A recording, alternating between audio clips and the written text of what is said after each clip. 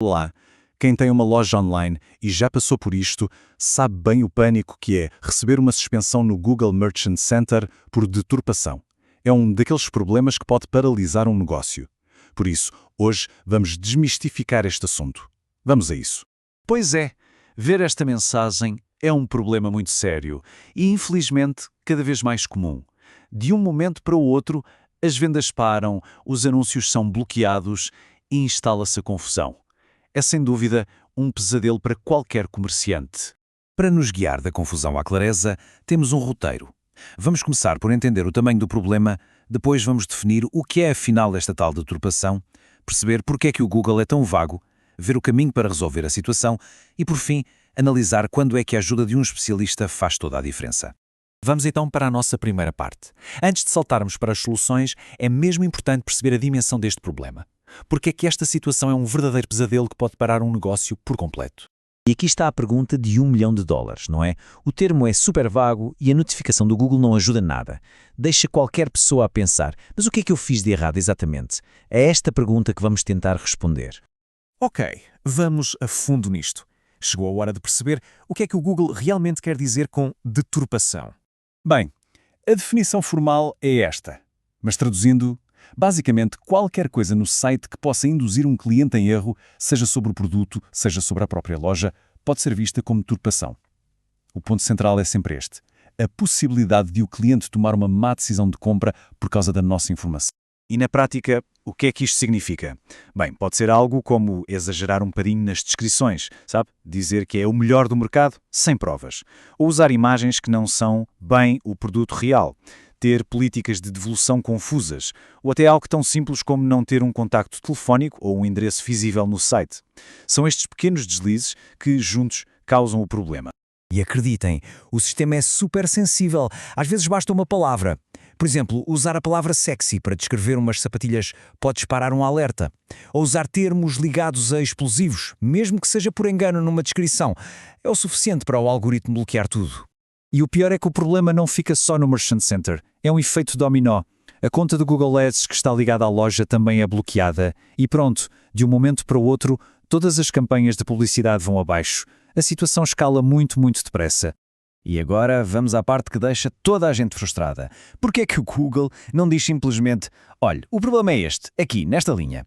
A falta de clareza é, talvez, o mais difícil de gerir nisto tudo. Para perceber isto, primeiro temos que saber que o Google tem uma espécie de sistema com duas frentes de avaliação. Por um lado, temos robôs que fazem verificações automáticas sem parar. Por outro, temos especialistas, pessoas de carne e osso, que fazem revisões manuais. Os robôs são ótimos para apanhar coisas óbvias, não é? Um link que não funciona, um preço que está diferente no site e no anúncio, pumba, apanham logo. Mas os casos mais complexos, que precisam de contexto, aí entra a revisão manual.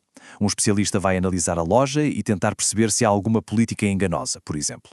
É um processo mais lento, claro, mas é essencial para avaliar as nuances. Então a razão principal para esta falta de clareza toda é esta: o Google está a proteger o seu próprio sistema.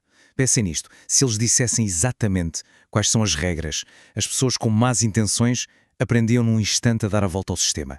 Isso ia prejudicar os consumidores e, claro, a credibilidade da plataforma toda. E depois entra o fator humano. Imaginem o revisor de outro país a analisar uma loja portuguesa. Um termo mais ambíguo ou um detalhe que para nós é normal pode ser interpretado lá fora como uma tentativa de enganar, como uma má-fé, mesmo que essa não seja de todo a intenção. A subjetividade aqui tem um peso enorme. Ok, já percebemos o problema, já percebemos a complexidade. Agora o mais importante, como é que se resolve isto?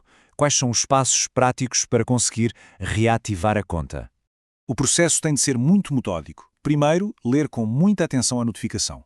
Depois, fazer uma revisão completa a tudo.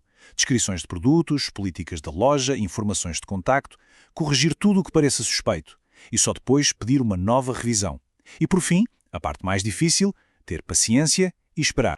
E é importante gerir as expectativas. Nem sempre há um processo linear. Às vezes, mesmo depois de uma correção que parece perfeita, a revisão volta negativa. Porquê? Porque o sistema pode ter encontrado outra coisa. A persistência aqui é fundamental. E a própria revisão pode demorar dias. E chegamos à nossa última parte. E se mesmo depois de tudo isto, o problema não se resolve? Ou se o tempo está a passar e as vendas continuam paradas? Bem, é aqui que entra a opção de procurar ajuda especializada. Quando falamos de uma auditoria profissional, não estamos a falar de uma revisão rápida. Estamos a falar de analisar uma lista com mais de 40 itens. Para um comerciante que tem de gerir o dia-a-dia do negócio, fazer isto a fundo pode ser uma tarefa quase impossível. E esta citação da fonte diz tudo. Um especialista não olha só para um erro. Ele vai analisar o negócio como um todo, como se fosse dele, para perceber que combinação de fatores é que levou à suspensão. É este olhar treinado que muitas vezes faz a diferença. E os resultados? Bem, os números falam por si. Segundo o material de origem, a taxa de sucesso quando a reativação é conduzida por especialistas chega aos 93%. Isto mostra bem a eficácia de ter alguém que sabe exatamente o que procurar. Então, para resumir, o que é que podemos tirar disto tudo? Primeiro, as suspensões são graves, mas têm solução. Segundo, cada pequeno detalhe no site conta. Terceiro, o problema raramente é uma coisa só, é quase sempre uma combinação de fatores.